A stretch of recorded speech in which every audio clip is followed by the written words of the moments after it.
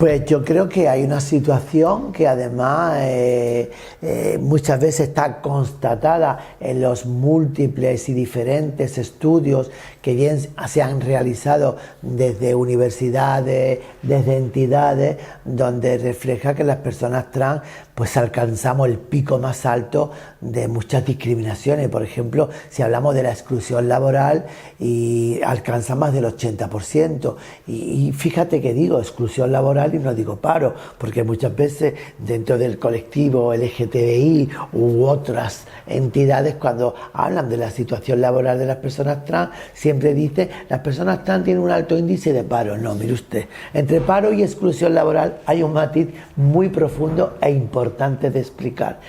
Situación de paro es tener oportunidad y para acceder al mercado laboral, pero por una situación circunstancial o de crisis, pues estar en paro, o haber tenido un trabajo y estar en paro. No, las personas trans duramente sufrimos una exclusión laboral, y esto está avalado por los informes de la Organización Internacional del Trabajo. Si hablamos de lo que es intentos de suicidio en la población trans, pues se dispara pues como 3 veces o 4 veces más a la población cis, ¿no? En los menores y adolescentes quizás el número es mucho más alto, donde se está hablando de un 80% de que menores trans piensan en el suicidio, el 40% lo intenta y el 8% lo lleva a cabo. Si hablamos de acoso y mobbing en centros educativos, pues hablamos de lo mismo. Estamos hablando de más de un 58% del alumnado trans ha confesado haber sufrido en algún momento de su vida acoso que tiene que ver con violaciones sexuales, con mofa, con agresiones, en fin, son unos altos índices en el ámbito de la educación. Si hablamos también de cuáles son las herramientas para que una persona trans en el Estado español pueda cambiar su nombre y sexo en su documentación oficial, pues vemos que tenemos una ley obsoleta, que no cumple con los estándares europeos y que ha estado excluyendo a los menores trans, cosa que ya el propio Constitucional de 2019 en una sentencia ha dicho que la ley es inconstitucional, que excluir a los menores es inconstitucional. Y esta es la ley que tenemos vigente, una ley inconstitucional y una ley que no cumple con los estándares europeos. Si hablamos de protección jurídica ante los delitos de odio o los discursos de odio, vemos que la ausencia brilla en la práctica, ¿no? Todos podemos ver y meternos en las redes sociales y la cacería, entre comillas, de las personas trans es algo abominable, es algo que yo jamás hubiese creído que en tiempos de democracia viviéramos esta persecución, que me recuerda la persecución que vivimos en los 80 por parte de los skinheads, donde era algo brutal. Lo único que falta ya es que nos peguen, que también estos discursos de odio han aumentado las agresiones a los adolescentes trans. Así tuvimos que ver, por ejemplo, como en el último trimestre del pasado año fueron casi sucesivos las agresiones. Yo creo que esto está poniendo en la mesa una verdad que no es adornada, que es el resultado de estudios y de una realidad constatada. El propio Ministerio de Interior pues ha hablado cómo ocupa el tercer lugar en las agresiones y delitos de odio al colectivo LGTBI. Está claro que no segrega dentro del colectivo LGTBI a las personas trans, pero bueno, tenemos los observatorios, tenemos el observatorio de Vitoria, tenemos el observatorio de Cataluña, tenemos el observatorio de Madrid, el de Andalucía, y en todos ellos repunta las agresiones a las personas trans. Pues esto, como te he dicho, pone en la mesa una verdad que ahora hay que transformarla en justicia, y creo que es una deuda que la sociedad tiene con las personas trans, que la democracia tiene con las personas trans, que el colectivo LGTBI tiene con las personas trans, y creo que es el momento de saldar esta deuda a través de esta ley integral trans. Y decimos integral trans porque viene a dar respuesta Pues a todas estas situaciones, no a una sola. Las personas trans nos atraviesa múltiples situaciones en las que tenemos un trato desigual y la ley viene a reparar esto, a reparar que tengamos políticas que posibiliten el empleo, que tengamos protocolos que nos prevean DSA, mobbing y acoso en los centros educativos, que para cambiarnos el nombre no tengamos estas restricciones que nos sitúan en una ciudadanía de segunda o de tercera, o bien que nuestros menores sean protegidos también por el Estado.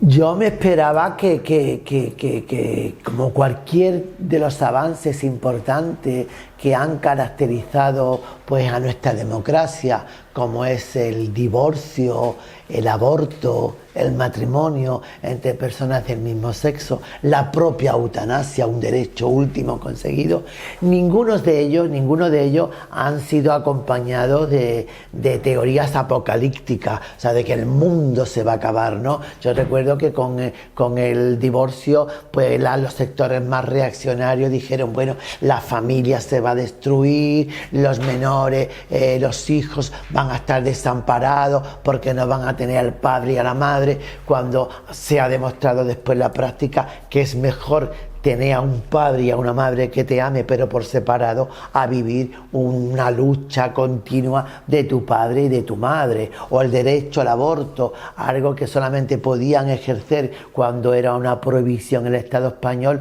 las burguesas que tenían dinero para irse a abortar a Inglaterra, ¿no? Despenalizarlo supuso primero no ser un delito y por supuesto que estuviera al alcance de todas las mujeres, ¿no? También parece que esto irá a matar a los niños, que las clínicas van a estar en colas de mujeres asesinas para matar a sus hijos, y hemos visto, bueno, que hemos aprendido ciertas cosas, ¿no?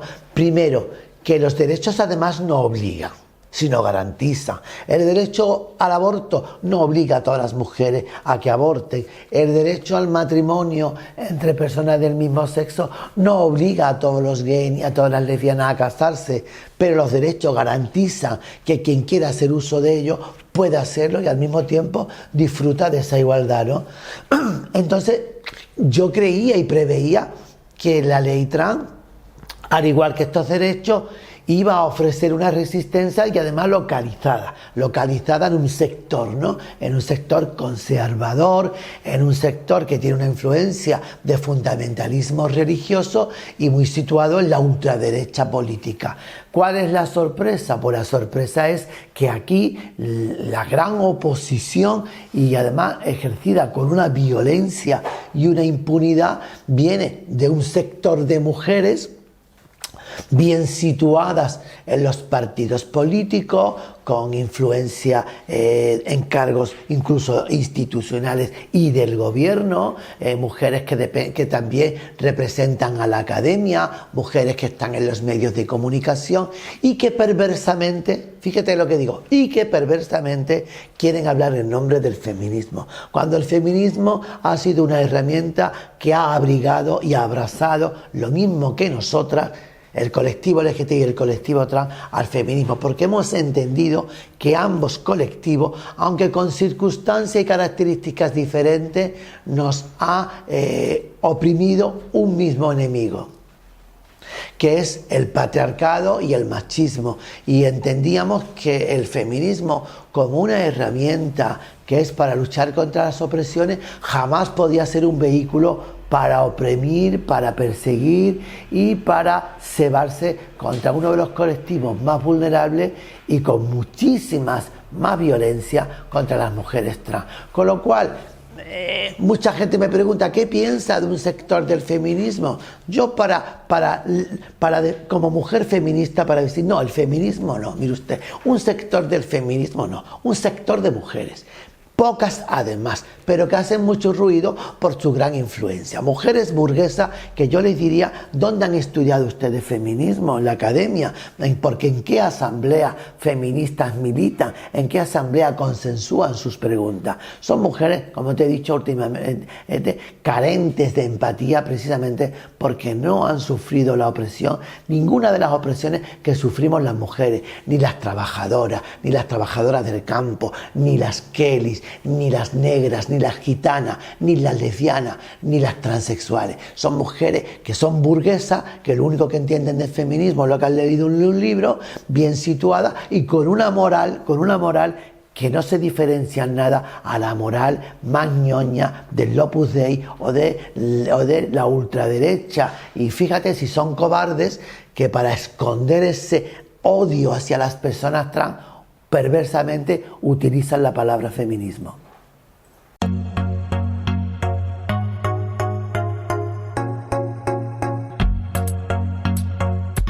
Y yo creo que aún sigue agarrado, que no quiere soltar el mástil de la bandera del arco iris, de la bandera de la diversidad, ¿no?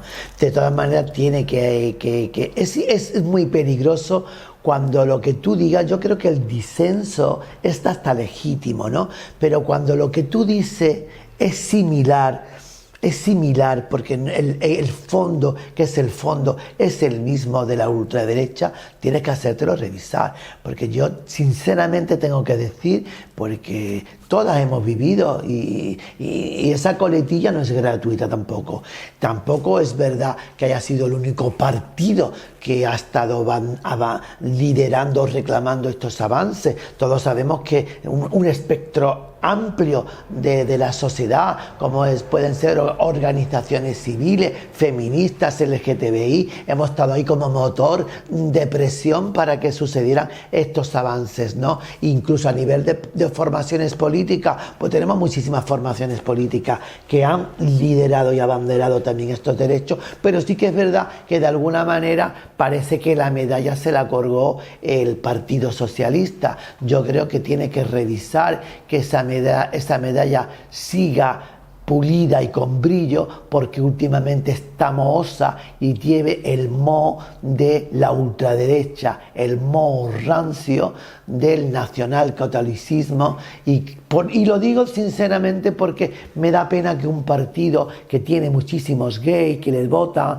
muchísimas personas trans, muchísimas personas lesbianas, que nos estamos quedando atónitas de ver con qué violencia se está ejerciendo contra las personas trans, como si quisieran revivir al dictador o las herramientas que el dictador tenía para las personas trans. Cuando yo leí, fíjate, el manifiesto transfóbico, aquel que sacó firmado por Ávalo, que lo firmó también la señora Carmen Calvo, otros ministros y otros personajes, que iba dirigido a todos los mandos intermedios y a toda la militancia. Cuando leí parte del texto donde hablaba que las mujeres trans éramos una ficción, cuando se hablaba de inseguridad jurídica, pues me recordó de verdad sinceramente, y esto también, pues, y a mí no me causa ningún tipo de pudor, digamos, esto revela la edad que tengo. He vivido aquello y he vivido y he leído lo que el franquismo decía de nosotras, que éramos una ficción de hembra, y por eso nos negaban derechos, por eso también decían que éramos una inseguridad jurídica. Yo lo que le quiero decir, que tanto que le preocupa al Partido Socialista el tema de la inseguridad jurídica es en la que vivimos las personas trans, inseguridad jurídica es la que tienen los menores transexuales cuando son acosados en los centros educativos y carecen de protocolos que les protejan. Inseguridad jurídica es la que tenemos las personas trans, que accedemos a la atención médica sin haber revisado aún ni actualizado los protocolos médicos, después que de hace ya 3 años que la Organización Mundial de la Salud ha despatologizado las identidades trans. Inseguridad jurídica es la que sufre una mujer transexual que es objeto de violencia de género y me desprotege la ley de violencia de género. E inseguridad jurídica es a las que nos quieren llevar queriendo ir para atrás después de 2006, preocupándose además, diciendo por las internas mujeres trans cuando se le mete a una mujer trans en su celda. Fíjense, hay que recordarle a estos señores que hoy quieren rescatar la ley de peligrosidad social porque nos sitúan como un peligro social. Hay que recordarle que fíjate si en 2006 las mujeres trans pasamos al módulo de mujeres, era porque en el módulo de hombres nos violaban. Y todo esto también estalló porque una compañera en Valencia, en solo un día, la violaron 6 veces. Quiero recordarle, las mujeres trans no somos un peligro, estamos en peligro.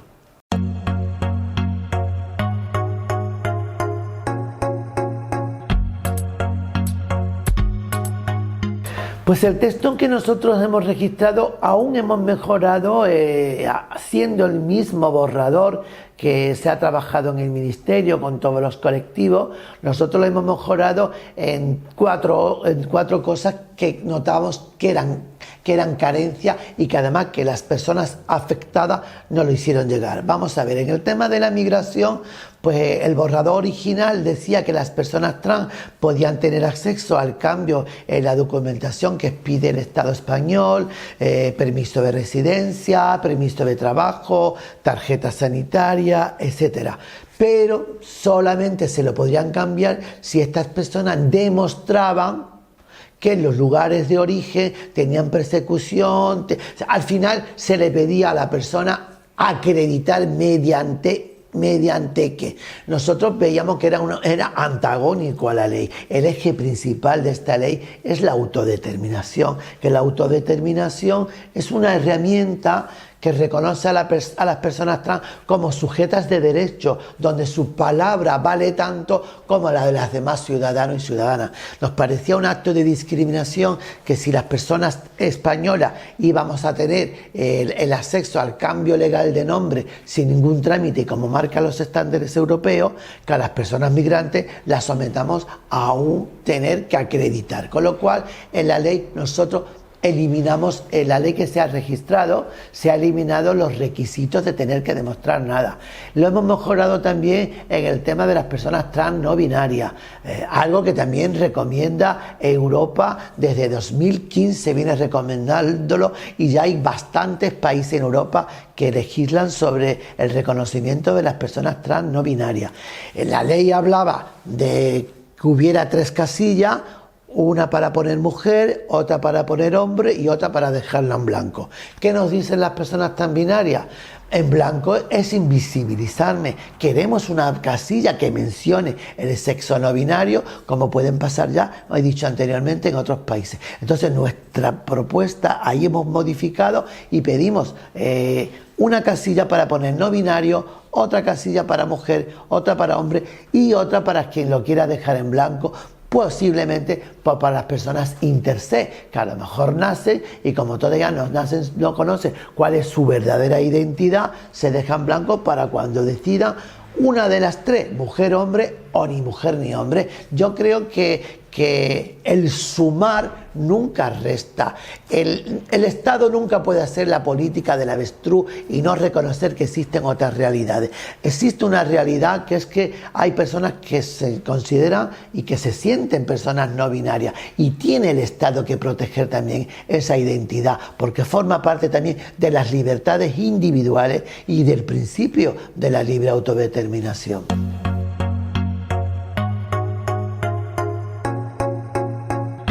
Pues mira, yo voy a poner un ejemplo, voy a hablar y después voy a poner un ejemplo. Mira, la ley, el Estado tiene un compromiso, como no, y además de una manera muy sensible con las infancias. Cuando un menor es objeto de un maltrato físico, cuando un menor, los servicios sociales tienen conocimiento de que no tiene una adecuada situación higiénico-sanitaria o tiene un asentismo escolar, el Estado está obligado a intervenir por que prevalezca ante cualquier circunstancia, incluso por encima de sus padres y por el bienestar del niño, el interés superior del menor. Lo que queremos con esta ley, que las infancias trans esté igualmente protegida, que cuando un menor transexual no es no se le está permitiendo el libre desarrollo de su personalidad, bien en los centros educativos, bien por parte de los padres o por uno de ellos, el Estado debe de intervenir para hacer prevalecer el interés superior del menor. Tiene que equipararse, que no permitirle a un menor transexual desarrollarse libremente es equiparable a un maltrato físico, porque no es físico, pero es un maltrato psíquico que deja grandes secuelas.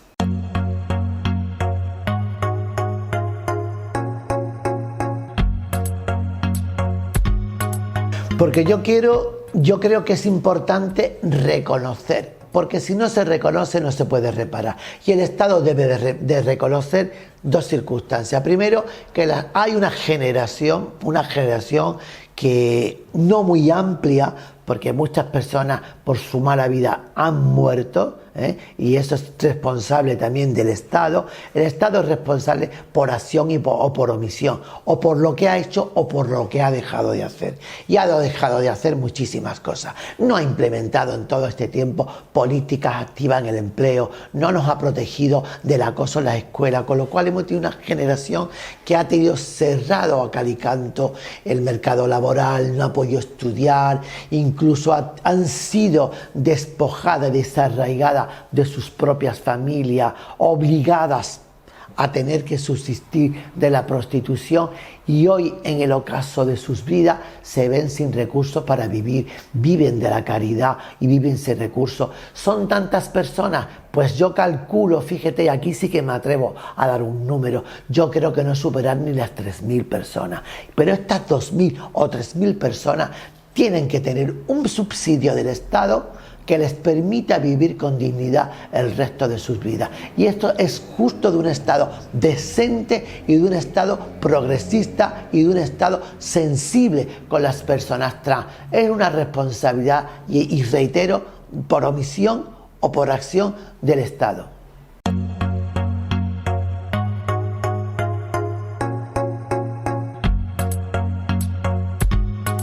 Pues mira, nosotros, fíjate, en esta, yo creo que la ley trans es un clamor social.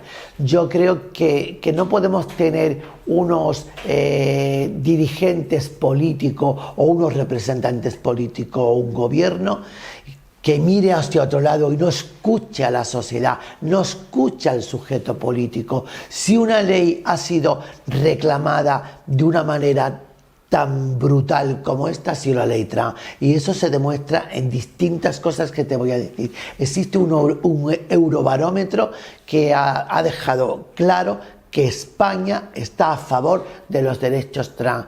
Hizo una encuesta una empresa sociológica en 2019 que se llama Ipsos en 15 países europeos, y España quedó a la cabeza como el país más tolerante con las personas trans. En la consulta pública que se ha hecho para la ley trans, porque es un protocolo y una obligación cada vez que es un proyecto de ley del gobierno hacer una consulta pública, la mayoría de ellas pasan desapercibidas y casi no hay ni participación. Esta ha tenido una altísima participación, pero no solamente la participación ha sido alta, sino el fenómeno más exponencial es que el 98% de todas estas participaciones han sido a favor de la ley trans, con lo cual es una ley que cuenta con un amplio consenso social y un apoyo social, pero también político. Nosotras nos hemos entrevistado con la mayoría de grupos progresistas del Congreso, tanto de ámbito nacionales como territoriales,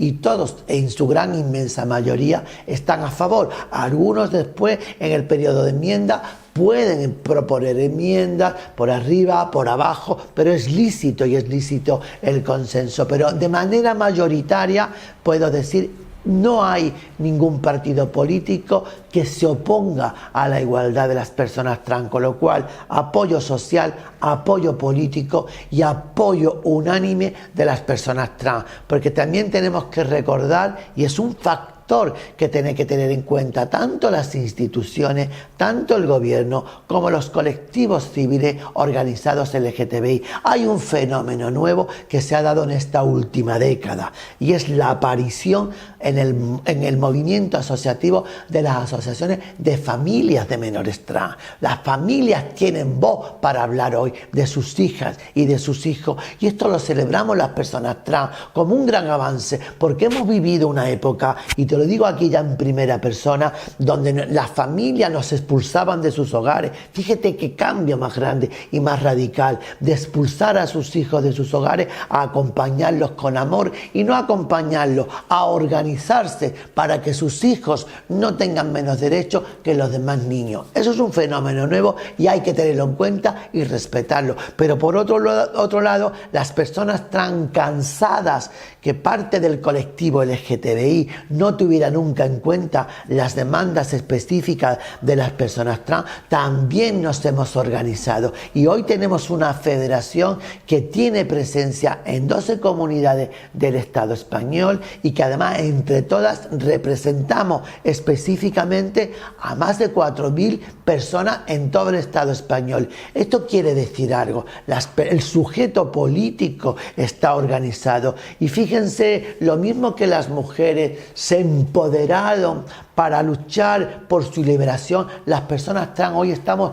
empoderadas. Por eso a veces las ecuaciones no cuadran, porque también hemos estado acostumbradas a que, a pesar de que es muy diverso de manera territorial, la organización del colectivo LGTBI, también contamos con organizaciones hegemónicas que de manera se autoproclaman como las portavoces de todo el colectivo LGTBI. Yo no voy a cuestionar qué representatividad tienen o no tienen, pero hay que pensárselo y hay que hacer matemática. Si en España existen más de 2.000 organizaciones LGTBI, una federación que tiene 57 personas, que no representa ni al 3 ni al 4% del tejido asociativo, debería de hacérselo mirar antes de decir con la boca grande somos los representantes del colectivo LGTBI. Nosotras sí podemos decirlo con la boca alta, no del todo, pero el colectivo es tan específico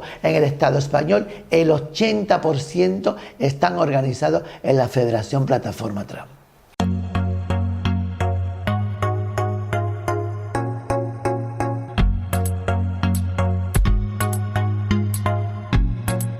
Pues nuestra valoración ha sido una valoración de indignación en dos sentidos, pero la gravedad, fíjate, no recae ni siquiera en estos colectivos que, bueno, pues que ellos de manera unilateral, como he dicho anteriormente, se quieren presentar como la voz hegemónica del colectivo LGTBI trans, cuando la voz es diversa y además plurinacional.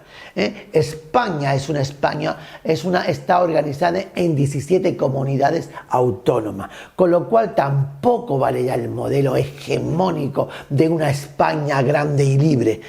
Una España grande y libre, no. El colectivo LGTBI también tiene que hacer consenso escuchando a las grandes organizaciones territoriales. ¿Dónde está Cataluña? ¿Dónde está País Vasco? ¿Dónde está Andalucía? Tenemos voz propia y lo mismo que estamos organizadas de manera política y geopolítica en comunidades, el colectivo, la organización, también tiene que ser un reflejo de este tipo de organización política. Y no valen las organizaciones hegemónicas.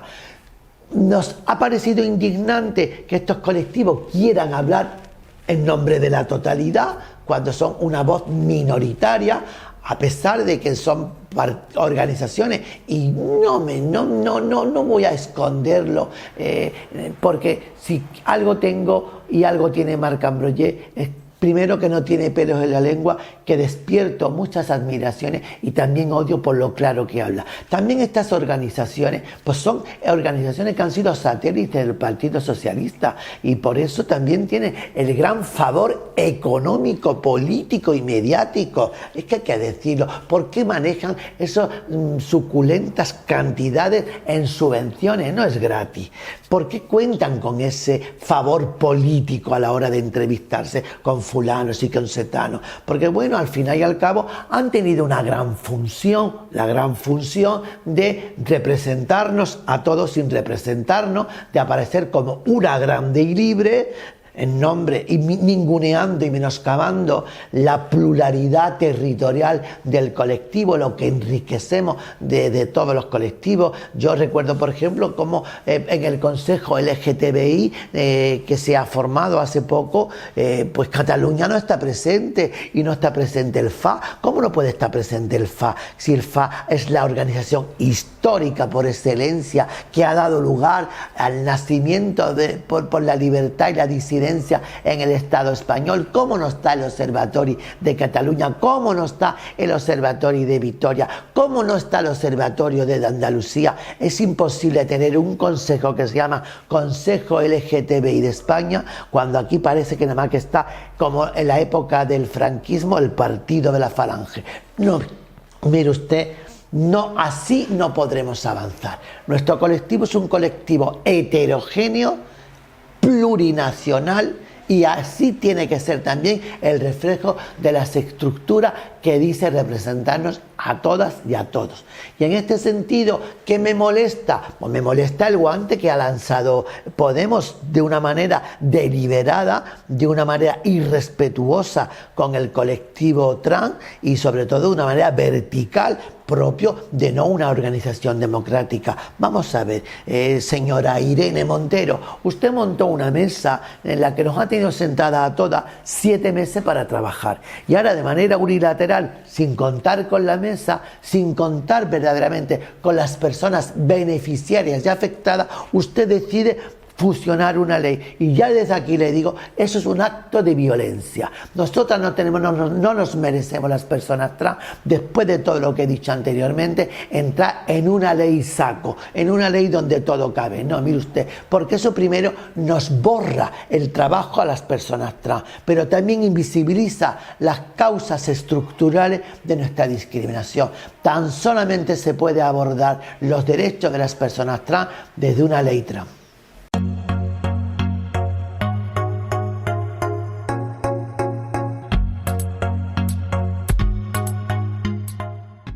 Pues mira, nosotros cuando nos planteamos hacer, en el contexto del Día de la Visibilidad Trans, nosotros sabemos que el Día de la Visibilidad Trans es un día para visibilizar las discriminaciones de las personas trans, pero también somos conscientes que eso lo estamos haciendo durante todo el año, exponiendo las discriminaciones que sufrimos para reivindicar cambios estructurales y eliminar obstáculos que nos impidan vivir en igualdad. En ese sentido, queríamos también mandar un mensaje de esperanza en clave positiva, pues para toda una generación que está ahora saliendo, abriendo los ojos, y no queríamos que viera un mundo negro, queríamos que viéramos un mundo de posibilidades. Por eso esto está hecho en clave positiva. Queríamos que los jóvenes vieran que es posible amar y ser amado, que es posible estudiar, que es posible trabajar, que es posible practicar un deporte, que es posible tener una familia que te acompañe y que te ame, y además que es posible también amar de todas las maneras que sabemos las personas trans, como todo el mundo, amar de una manera gay, amar de una manera lésbica y amar de una manera heterosexual. Queremos que las personas trans, los jóvenes, vean que es posible desarrollarse humanamente de la manera diversa con que cada uno, sin renunciar a la particularidad de quien cada uno es. Y eso es lo que queremos hacer. Y hemos también, que yo creo que esto es mejor que hable el autor, que además hemos querido utilizar también un lenguaje juvenil, interactivo, donde el usuario que visita la exposición no es un ser pasivo, sino que actúa con las propias ilustraciones. Y bueno, yo creo que esto mejor Isan, que es el autor y creo que lo tenemos por aquí, nos puede hablar un poco.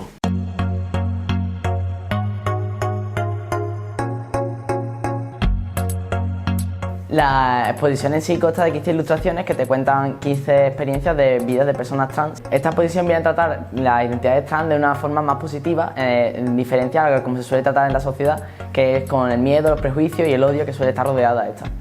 Entonces, mediante esta, pues mediante esta exposición queremos exponer de que las personas trans pueden amar, pueden hacer deporte, pueden trabajar, las infancias trans existen, ¿no? Porque ahora también está ese falso debate donde se cuestiona si existen o no, que los hombres trans también paren. Y bueno, pues estas exposiciones, ¿no? Lo primero que tuve sería como una ilustración que más o menos como que te resume un poco de qué va a ir el tema que se trata en esta infografía. Pero esta ilustración guarda una especie como de secreto, y es hasta que tú no coges tu teléfono y ves el código QR que hay en la propia ilustración, donde descubres este secreto y ves un vídeo donde la propia persona te cuenta su experiencia verídica de este tema que se vaya a tratar. Y es así como descubres realmente, ¿no? La experiencia que ha tenido, ya sea en educación, con su pareja y etc.